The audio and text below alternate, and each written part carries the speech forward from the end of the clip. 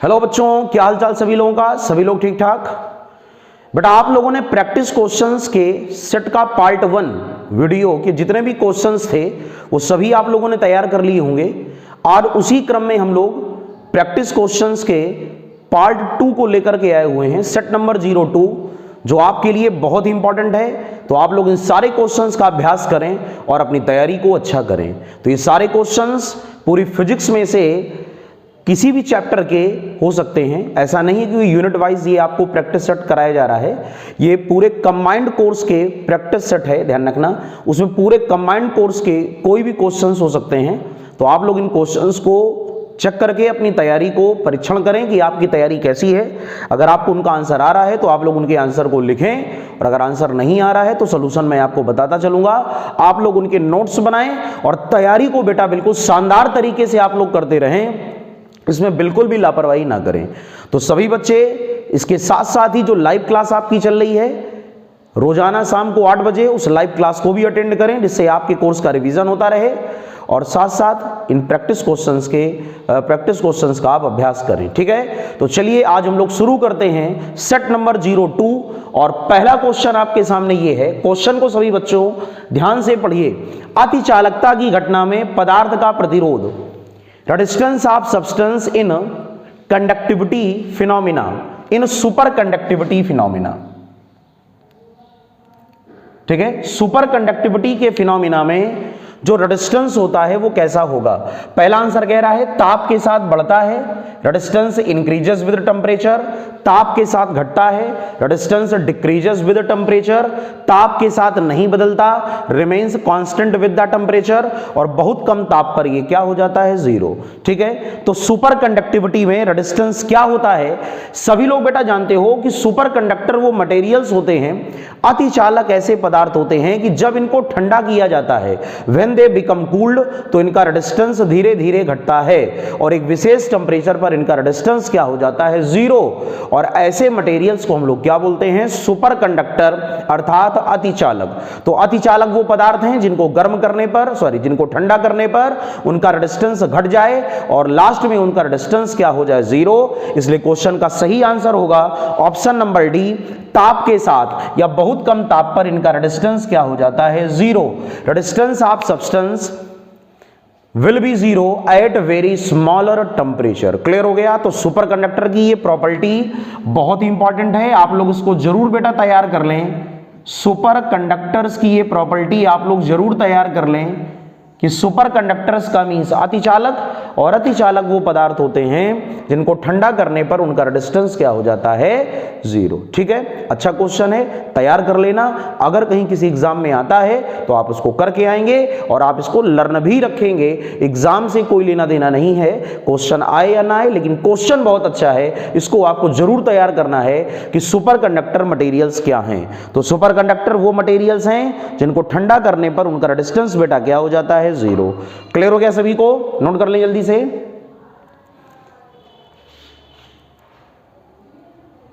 Question number 2 बच्चों ध्यान दें। वायु में ध्वनि की चाल 330 मीटर पर सेकंड है। आपको क्या दिया है बेटा? V 330। किसी ध्वनि के लिए पथांतर 40 सेंटीमीटर है, पाथ डिफरेंस डेल्टा x। इसको मीटर में बदल लो, 40/100, 0.4 मीटर। और उसके बाद कह रहा है कलांतर 1.6 पाई है, डेल्टा फाई 1.6 पाई, ठीक है। और आपको बेटा क्या निकालना है? फ्रीक्वेंसी बतानी है, आवृत्ति की गणना आपको करनी। याद है सबको फार्मूला? फ्रीक्वेंसी का फार्मूला होता है V बराबर n लैम्डा। आपको n निकालना है तो पहले आप लोग लैम्डा को फाइंड आउट करोगे। कलांतर और पथांतर में संबंध का सूत्र अगर आप लोग याद करें, कलांतर और पथांतर में संबंध का सूत्र होता है बेटा डेल्टा फाई बराबर 2 pi by lambda into delta x. Therefore delta x is equal to lambda upon 2 pi into delta phi, ठीक है। और आपको यहां से क्या निकालना है? लैम्डा की वैल्यू निकालना है। तो बच्चों यहां से ये वैल्यू क्या हो गई? Delta x into 2 pi is equal to lambda into delta phi सभी को समझ में आ रहा है। और यहां से लेमडा को अगर आप ऊपर वाले क्वेश्चन को मैं रफ कर देता हूं, आपने पहला वाला क्वेश्चन कर लिया होगा, थोड़ा सा स्पेस कम है बोल्ड में इसलिए मैं इसको हटा देता हूं। और अब अगर आप लोग ध्यान दें तो यहां से हम लोगों को बेटा क्या निकालना है, वेवलेंथ अर्थात तरंग दैर्ध्य लेमडा का मान निकालना है। ठीक है, तो लेमडा की वैल्यू को आप यहां से कैसे निकालोगे, लेमडा इज इक्वल टू आप सॉल्व करोगे, यहां से देखिएगा सभी लोग, lambda is equal to delta x upon delta phi और इनटू बच्चों क्या चल रहा है 2 पाई। डेल्टा एक्स की वैल्यू आप क्या रखोगे, डेल्टा एक्स की वैल्यू है 0.4 और डेल्टा फाई की बेटा वैल्यू क्या है, डेल्टा एक्स की वैल्यू 0.4, डेल्टा फाई है 1.6 पाई और इनटू क्या चल रहा है 2 पाई। पाई से पाई कैंसिल, पॉइंट से पॉइंट हट गया, ये आ गया 4, दैट मींस ये आया 1/2। वेवलेंथ आपको समझ में आ गई होगी। लेमडा की वैल्यू बेटा कितनी आई है, 1/2 मीटर। लेमडा की वैल्यू कितनी आई है, 1/2 मीटर। अब आप लोग फार्मूला क्या जानते हो, v is equal to n lambda, therefore n is equal to v by lambda. v कितना है बेटा, v की वैल्यू हमको दी गई है 330, तो 330 रखोगे और उसके बाद लेमडा की वैल्यू है 1/2। क्वेश्चन का आंसर आ गया 660 और यूनिट क्या होगी बेटा, मीटर पर सेकंड। ठीक है, तो इस क्वेश्चन का सही आंसर क्या होगा, 660 मीटर पर, सॉरी फ्रीक्वेंसी आपको निकालना था, n है ना ये, इसका यूनिट क्या होगी, हर्ट्ज। तो क्वेश्चन का सही आंसर आपका क्या होगा, 660 hertz. Option number C is correct. सभी को समझ में आ गया। बहुत इंपॉर्टेंट फार्मूला है, कलांतर और पथांतर में संबंध, इसको जरूर तैयार कर लेना। डेल्टा फाई बराबर 2 pi by lambda into delta x. Delta x को क्या बोलते हो, पथांतर पाथ डिफरेंस, और डेल्टा फाई को कलांतर। क्वेश्चन तो सबको समझ में आ गया था। ध्वनि की चाल दी थी, पथांतर दिया था, कलांतर दिया गया था, आपको फ्रीक्वेंसी निकालना था। तो पहले सूत्र क्या लगाया, डेल्टा फाई बराबर 2 pi by lambda into delta x. यहां से डेल्टा एक्स बराबर लेमडा बटे 2 pi into delta phi, cross multiply करके हम लोगों ने लेमडा को निकाल लिया और जब लेमडा की वैल्यू आ गई तो v बराबर एन लेमडा। ठीक है, न्यूमेरिकल इंपॉर्टेंट था ये। क्वेश्चन को अच्छी तरह तैयार कर लें, नोट कर लें और सूत्र का रिवीजन कर लें। अगला क्वेश्चन बच्चों ध्यान दें, क्वेश्चन नंबर 3 क्या कह रहा है, किसी वस्तु को आवेशित करने पर उसका द्रव्यमान, when an object is charged then its mass. याद है सभी को, इलेक्ट्रोस्टैटिक का टॉपिक है। पहला आंसर क्या कह रहा है, मास बढ़ेगा, दूसरा मास घटेगा, मास रिमेन्स अनचेंज होगा, मास बढ़ भी सकता है और कम भी हो सकता है। किसी भी चार्ज बॉडी पर जो भी मास होगा वो डिपेंड करता है नंबर ऑफ इलेक्ट्रॉन्स पर। किस पर, इलेक्ट्रॉनों की संख्या पर। किसी भी आवेशित वस्तु का जो द्रव्यमान होता है, it depends on number of electrons. याद आ रहा है सभी को, किसी भी वस्तु का द्रव्यमान इलेक्ट्रॉनों की संख्या पर डिपेंड करता है। तो अगर किसी बॉडी पर पॉजिटिव चार्ज है, इसका मतलब क्या है, इलेक्ट्रॉनों की कमी, और जब इलेक्ट्रॉनों की कमी होगी तो इसका मास क्या होगा, कम होगा, मास डिक्रीज होगा। और अगर किसी बॉडी पर चार्ज क्या है, नेगेटिव, तो इसका मतलब क्या है, उस पर इलेक्ट्रॉनों की अधिकता है, और इलेक्ट्रॉनों की अधिकता है तो उसका मास क्या होगा, बढ़ेगा। क्लियर।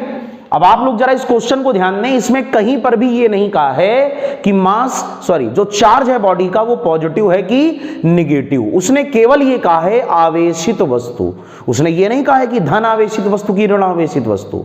इसलिए हम लोग किसी एक आंसर के साथ नहीं जा सकते कि मास बढ़ेगा कि मास घटेगा बच्चों।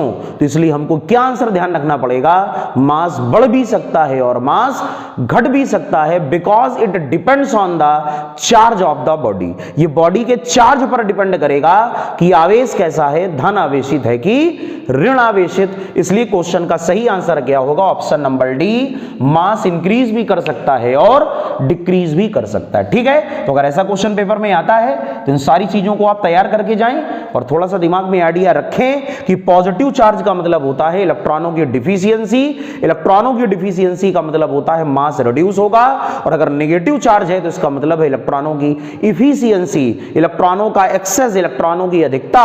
और अगर कहीं पर इलेक्ट्रॉन की अधिकता है, इलेक्ट्रॉन की एक्सेस है, तो बेटा चार्ज कैसा होगा, चार्ज होगा, सॉरी मास कैसा होगा, मास बढ़ेगा। तो पॉजिटिव चार्ज का मतलब मास घटेगा और नेगेटिव चार्ज का मतलब क्या है प्यारे बच्चों, मास क्या होगा, अथवा बढ़ेगा। क्लियर? प्लस माने घटेगा, माइनस माने बढ़ेगा। ठीक है, तो सबको समझ में आ गया? कोई दिक्कत तो नहीं किसी को? अगर हो तो कमेंट सेक्शन में जरूर लिखना।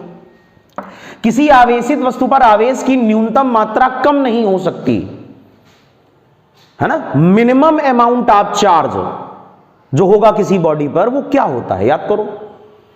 किसी भी चार्ज बॉडी पर जो मिनिमम अमाउंट ऑफ चार्ज होता है बेटा वो क्या होता है? इलेक्ट्रॉन के चार्ज के बराबर, एक इलेक्ट्रॉन के बराबर। और एक इलेक्ट्रॉन का चार्ज कितना होता है? एक इलेक्ट्रॉन का चार्ज होता है 1.6 into 10 to the power minus 19 coulomb, है ना। तो चार्ज कभी भी इलेक्ट्रॉन के चार्ज से छोटा नहीं हो सकता, इससे छोटा चार्ज थोड़ी होगा। ध्यान रखना, इलेक्ट्रॉन से छोटा चार्ज संभव नहीं है, एक इलेक्ट्रॉन से छोटा आवेश संभव नहीं है। The minimum amount of charge on any charged object less than 1.6 into 10 to the power minus 19, less than 3.2 into 10 to the power minus 19, less than 4.8 into 10 to the power minus 19 and less than 1 coulomb. तो obviously बिल्कुल simple answer है, आपको पूरी बात समझ में आ गई होगी। चार्ज बॉडी का जो चार्ज होगा वो इलेक्ट्रॉन के चार्ज से कम नहीं हो सकता, कम से कम इलेक्ट्रॉन के आवेश के बराबर, और इलेक्ट्रॉन के आवेश से छोटा चार्ज संभव नहीं है। बेटा इन बातों को दिमाग में उतार लो, बहुत इंपॉर्टेंट चीजें ये सारी होती हैं। छोटी छोटे कॉन्सेप्ट पे आधारित जो क्वेश्चंस होते हैं वो एग्जाम पेपर में कभी कदार हमको परेशान कर लेते हैं। वो क्यों परेशान करते हैं? क्योंकि आपको टॉपिक की कमांड अच्छी तरह नहीं है। इसीलिए मैं कह रहा हूं लाइव सेशन जरूर अटेंड करो। इस समय इलेक्ट्रोस्टैटिक भी आपको पढ़ाई जा रही है और वेक्टर भी पढ़ाया जा रहा है, तो थोड़ा सा आप इन चीजों को ध्यान दो। और बाकी ये तो आंसर मैंने क्लियर ही कर दिया है, मिनिमम अमाउंट ऑफ चार्ज। तो इसका क्वेश्चन का सही आंसर है 1.6 into 10 to the power minus 19 coulomb से कम चार्ज बेटा नहीं हो सकता। क्लियर? कोई समस्या तो नहीं है किसी को? इतने अच्छे क्वेश्चंस बता रहे हैं आपको, प्रॉब्लम हो भी कैसे सकती है। फिर भी अगर कुछ समझ में आए तो आप हमको जरूर बताएं, और अगर क्वेश्चंस का लेवल अच्छा लग रहा हो तो कमेंट सेक्शन में लिखें, और ये भी बताएं कि आपकी तैयारी कैसी चल रही है, क्वेश्चंस आपको समझ में आ रहे हैं कि नहीं आ रहे हैं। और आप अगर अच्छी तरह मेहनत करोगे तो जरूर आप अपनी तैयारी को बहुत बेहतरीन कर सकते हो। ठीक है बेटा, नोट कर लें। तो ये 4 तक क्वेश्चन ये वाले हो गए। 5वां क्वेश्चन अभी मैं करने जा रहा हूं, आप लोग उसके आंसर को भी बताएं। अगला क्वेश्चन बच्चों ध्यान दें, क्वेश्चन नंबर 5 क्या कह रहा है? जब ताप बढ़ाने पर प्रतिरोध घटेगा तो पदार्थ होगा, resistance decreases on increasing the temperature then substance will be. आप लोग याद करें, चालक पदार्थ वो होते थे, कंडक्टर्स आर दोज जिनके टेम्परेचर को बढ़ाने पर उनका रेजिस्टेंस बढ़ता है। ध्यान से सुनो मेरी बात को, चालक पदार्थ वो होते हैं जिनका टेम्परेचर बढ़ाने पर रेजिस्टेंस बढ़ता है। अर्धचालक वो होते हैं, सेमी कंडक्टर्स आर दोज जिनके टेम्परेचर को बढ़ाने पर उनका रेजिस्टेंस क्या होता है? कम होता है। सेमी कंडक्टर वो मटेरियल्स होते हैं जिनके टेम्परेचर को बढ़ाने पर उनका रेजिस्टेंस कम होता है। इसलिए क्वेश्चन का सही आंसर क्या होगा? अर्धचालक, दैट मींस सेमी कंडक्टर। क्योंकि क्वेश्चन क्या कह रहा था? Resistance decreases on increasing the temperature. जैसे जैसे ताप को बढ़ाओगे वैसे वैसे रेजिस्टेंस क्या होगा? घटेगा, अर्थात प्रतिरोध क्या होगा बेटा? कम होगा। फॉर्मूला याद रखा करो, RT is equal to R0 1 minus alpha T. अर्धचालकों का प्रतिरोध ताप के साथ इस फार्मूले के अकॉर्डिंग बदलता है, RT is equal to R0 bracket में 1 माइनस अल्फा टी। अल्फा को क्या कहते हो? प्रतिरोध ताप गुणांक, temperature coefficient of resistance. R0 को क्या कहते हो? 0 डिग्री सेल्सियस पर रेजिस्टेंस। RT को क्या बोलते हो? T डिग्री पर अर्धचालक का प्रतिरोध, और T है अननोन टेम्परेचर। ठीक है ना, सबको पूरी बात समझ में आ गई? तो याद कर लेना, चालकों के लिए in case of conductors temperature को जितना बढ़ाओगे रेजिस्टेंस उतना बढ़ेगा, but in case of semi conductor temperature को जितना बढ़ाओगे रेजिस्टेंस बढ़ने के बजाय कम होगा। आंसर है, जैसे एग्जांपल है जर्मेनियम और सिलिकॉन। क्लियर हो गया बेटा? सभी को समझ में आ गया? क्वेश्चन नंबर 6 ध्यान दें, जब तरंग किसी दृढ़ आधार से परावर्तित होती है तो तरंग का वह गुण जो परिवर्तित होता है। When wave reflected from any rigid end, then which property of wave changes? कौन सा ऐसा अभिलक्षण है वेव का जो रिफ्लेक्शन के बाद बदलता है? देखो, रिफ्लेक्शन के बाद एम्पलीट्यूड नहीं बदलता, आयाम नहीं बदलता बेटा, ठीक है, याद कर लेना। रिफ्लेक्शन के बाद तरंग की तरंग दैर्ध्य नहीं बदलती, वेवलेंथ में कोई चेंज नहीं होता, लेकिन रिफ्लेक्शन के बाद कला चेंज होती है, फेज में परिवर्तन आता है। जब कोई तरंग किसी मुक्त सिरे से टकरा के लौटती है तो उसकी कला या उसकी फेज में 0 डिग्री का चेंज आता है, लेकिन जब कोई तरंग किसी रिजिड एंड, किसी दृढ़ सिरे से टकरा के लौटती है तो उसकी कला में 180 डिग्री का चेंज आता है। इसलिए क्वेश्चन का सही आंसर होगा the property of the wave which changes. Question का सही आंसर है बी, दैट मींस फेज अर्थात कला। एग्जाम में आया हुआ क्वेश्चन है, तैयार कर लेना, बहुत इंपॉर्टेंट है। जब कोई तरंग किसी दृढ़ सिरे से टकरा के लौटे तो क्या बदलेगा, आंसर है उसकी कला अर्थात उसकी फेज बदलेगी। और लर्न कर लेना कितना चेंज आता है, 180 अंश या फिर पाई रेडियन। क्लियर हो गया बेटा, नोट कर लें जल्दी सभी लोग, बहुत अच्छे क्वेश्चंस हैं, इनको आप लोग जरूर तैयार कर लें। क्वेश्चन नंबर 7 बच्चों ध्यान से पढ़ें, क्या कह रहा है, दो प्रकाश किरणों की तरंग दैर्ध्य, वेवलेंथ आपको दी है दो लाइट रेस की, 4000 एंगस्ट्रॉम एंड 6000 एंगस्ट्रॉम। क्वेश्चन कह रहा है कि इन प्रकाश किरणों के लिए ऑप्टिकल माइक्रोस्कोप की विभेदन क्षमताओं, दैट मींस रिजॉल्विंग पावर का रेशियो क्या होगा। रिजॉल्विंग पावर का मतलब क्या होता है बेटा, विभेदन क्षमता। विभेदन क्षमता जो होती है वो वेवलेंथ के रेसिप्रोकल होती है।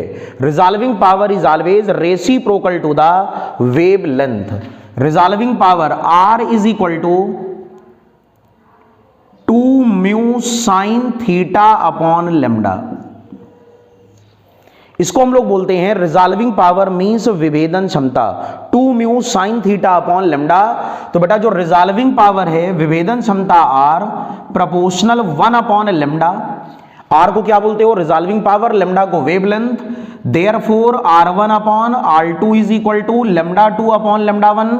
और लेम्डा 2 बेटा कितना दिया है, 6000 एंगस्ट्रॉम, और लेम्डा 1 कितना दिया है, 4000 एंगस्ट्रॉम, 6/4। दैट मीन्स क्वेश्चन का आंसर आया 3/2। ठीक है, तो इस क्वेश्चन को सभी लोग तैयार कर लें। माइक्रोस्कोप की जो रिजॉल्विंग पावर होती है, जो विभेदन क्षमता होती है, वो वेवलेंथ की क्या होती है, reciprocal, R proportional 1 upon lambda. इस आधार पर क्वेश्चन का सही आंसर बेटा क्या आएगा, ऑप्शन नंबर बी 3:2। सभी को समझ में आ गया क्वेश्चन, क्लियर, किसी को दिक्कत तो नहीं है। किसी भी प्रकार से क्वेश्चन समझने में कोई भी आपको प्रॉब्लम हो तो आप कमेंट सेक्शन में जरूर लिखें बेटा। और आपको जैसा भी ये पूरा प्रैक्टिस सेट लगा, इसके बारे में भी आप अपने विचार को लिखें कि आपको ये प्रैक्टिस सेट कैसा लगा। क्या ऐसे क्वेश्चंस आपको लगातार मिलते रहने चाहिए, जैसा भी हो आप अपनी बात को कमेंट में जरूर लिखा करो। क्वेश्चन नंबर 8, जब कोई पिंड वृत्तीय पथ पर एक समान चाल से चलेगा, when an object moves on circular path with uniform speed. कोई भी ऑब्जेक्ट सर्कुलर पाथ में जब यूनिफॉर्म स्पीड से चलेगा, एक समान चाल से चलेगा, तो क्वेश्चन कह रहा है उसका वेग नियत होगा, इट्स वेलोसिटी रिमेन कांस्टेंट।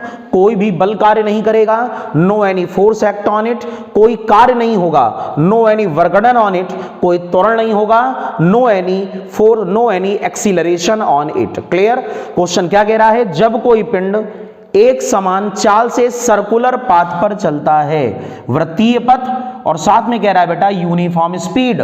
अगर यूनिफॉर्म स्पीड की बात करोगे, पिंड की चाल अगर क्या है, नियत है, तो वेग तो बदलता है ना।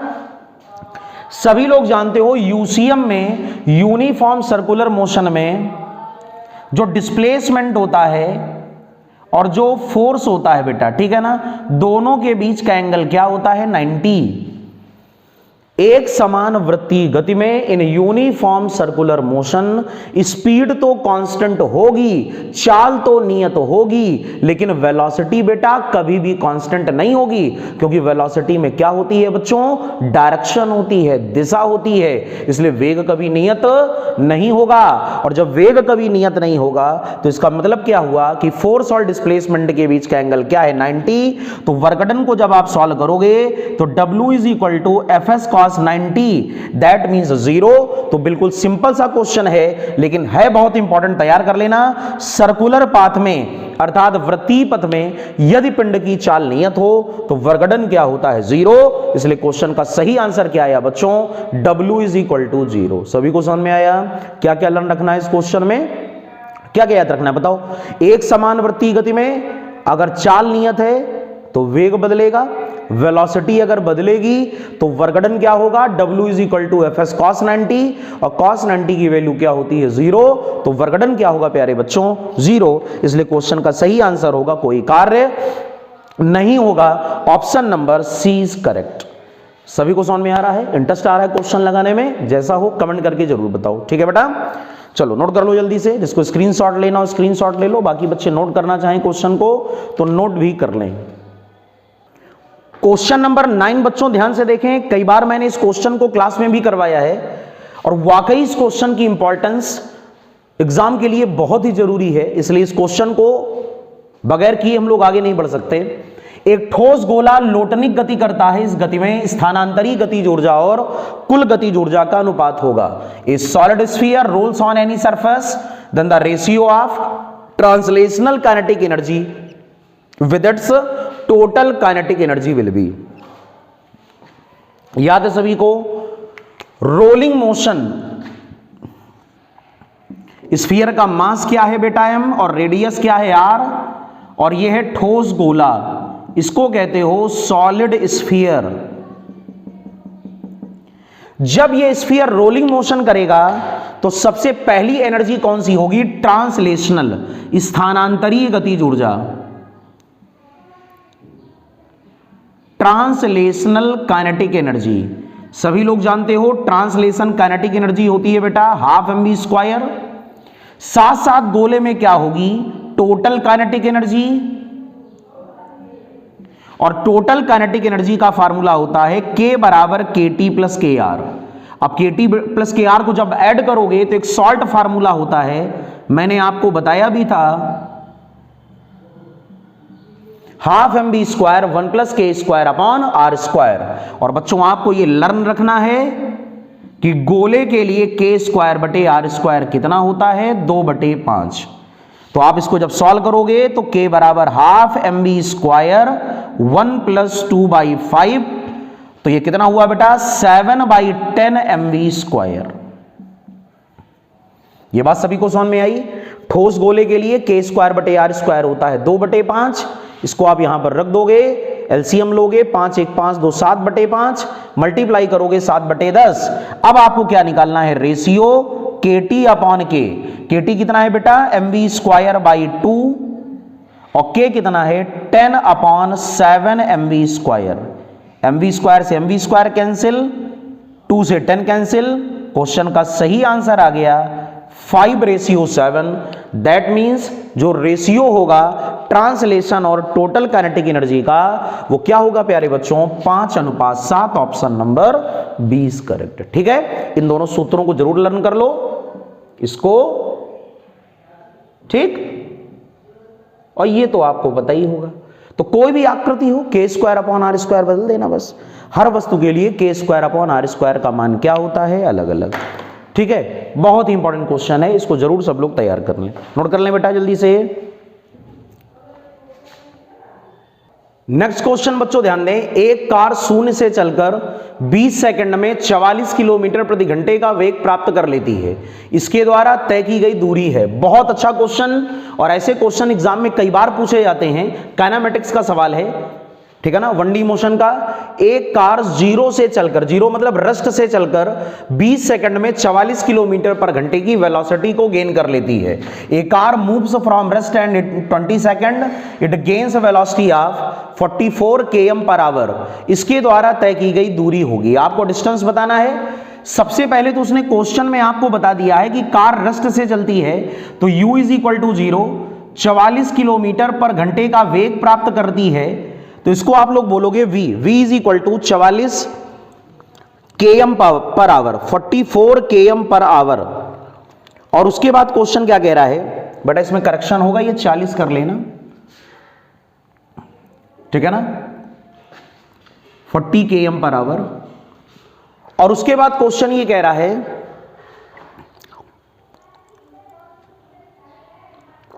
डिस्टेंस आपको फाइंड आउट करना है। यस, पहले आप एक्सीलरेशन को फाइंड आउट कर लो। v is equal to u plus at, तो v is equal to 80, therefore a is equal to v by T.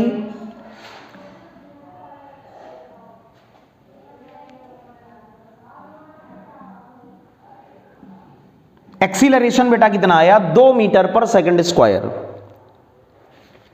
ठीक है, 2 मीटर पर सेकंड स्क्वायर। और क्वेश्चन ये कह रहा है आपसे कि आपको क्या निकालना है, डिस्टेंस। डिस्टेंस को निकालने का आप तरीका क्या लगाओगे, s is equal to v square minus u square upon 2a। तो v को क्या रखोगे 40 इंटू 40, u को 0 और अपॉन 2 इंटू 2। पहले तो आप इसकी यूनिट सही कर लेना, ये मीटर पर सेकंड है, 40 मीटर पर सेकंड होगा बेटा, ठीक है। यूनिट गलत लिखी थी इसलिए आंसर नहीं आ रहा था। अब इसको आप जब सिंप्लीफाई करोगे तो ये आ गया 40 गुणे 40 बटे 2 इंटू 2। इसलिए क्वेश्चन का सही आंसर क्या आ गया, 400 मीटर। समझ में आ गया सभी को? गलती कहां थी, क्लियर हो गया? यूनिट आपकी सही नहीं लिखी थी, ये यूनिट को मैंने सही किया। एक कार 0 से चलकर 20 सेकंड में 40 मीटर पर सेकंड की वेलोसिटी को गेन करती है। तो रेस्ट से चलती है तो u को 0 कर लेना और v को क्या करोगे 40 मीटर पर सेकंड, 40 मीटर पर सेकंड। अगर कहीं km पर आवर में आएगी कैलकुलेशन तो करने को हम आंसर निकाल सकते हैं, 5/18 का मल्टीप्लाई करके आप उसको मीटर पर सेकंड में बदल लोगे, लेकिन यहां पर वो मीटर पर सेकंड में ही आपको दिया है, ठीक है। और आपको क्या निकालना था कि बताओ कि 20 सेकंड में वो कितनी दूरी प्राप्त कर लेगी। तो बस दूरी का फार्मूला, गति का तीसरा समीकरण, third equation, v square minus u square बराबर 2as, यहां से ट्रांसफर कर लो, s बराबर v square minus u square upon 2a। Question का आंसर क्या आ गया, 400 मीटर। समझ में आ गया? नोट कर लो क्वेश्चन। तो पहले फार्मूला क्या लगा, v बराबर u प्लस 80 और बाद में क्या लगा, s बराबर v square minus u square upon 2a। Note कर लो बेटा। अगला क्वेश्चन ध्यान दें, क्वेश्चन नंबर 11, आर्द्रता के बढ़ जाने पर ध्वनि तरंगों का वेग क्या होगा? याद है सभी को? आर्द्रता का मींस क्या होता है, ह्यूमिडिटी। तो क्वेश्चन क्या कह रहा है, velocity of sound waves on increasing the humidity. Humidity जितनी बढ़ेगी ध्वनि का वेग उतना ज्यादा बढ़ेगा। क्यों? क्योंकि घनत्व कम होता है बेटा। आर्द्र वायु का घनत्व शुष्क वायु के घनत्व से क्या होता है, कम। इसलिए क्वेश्चन का सही आंसर है option number A, velocity of sound increases. Question number 12 क्या है, किसी रॉड मैग्नेट के सेंटर पे मैग्नेटिज्म कितना होगा? सभी लोग जानते हो जो रॉड मैग्नेट होता है उसके पोल पर मैग्नेटिज्म अर्थात ध्रुवों पर चुंबकत्व तो सबसे ज्यादा होता है, लेकिन सेंटर पे जो मैग्नेटिज्म होता है वो क्या होता है बेटा, 0। इसके केंद्र पर अगर ये क्षण चुंबक है तो सबसे ज्यादा चुंबकन होगा सिरों पर और सेंटर पे मैग्नेटिज्म क्या होगा बेटा, 0। इसलिए क्वेश्चन का सही आंसर क्या होगा, ऑप्शन नंबर सी, किसी क्षण चुंबक के केंद्र पर चुंबकत्व का मान क्या होगा, आंसर है 0। नोट कर लें दोनों क्वेश्चन।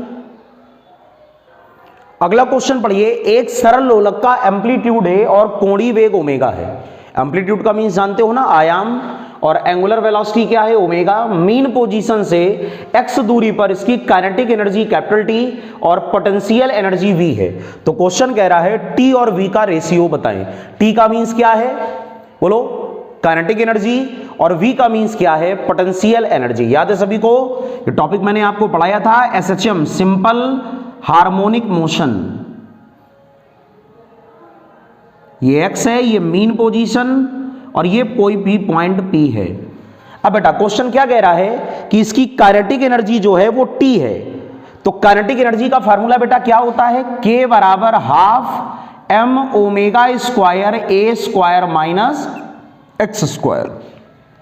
याद है गतिज ऊर्जा का सूत्र, सरल आवर्त गति में गतिज ऊर्जा, लेकिन उसने इसको T बोला है तो मैंने भी T कर दिया। अब कह रहा है स्थितिज ऊर्जा V है, तो याद करो स्थितिज ऊर्जा का फार्मूला होता था V बराबर 1/2 m omega square x square.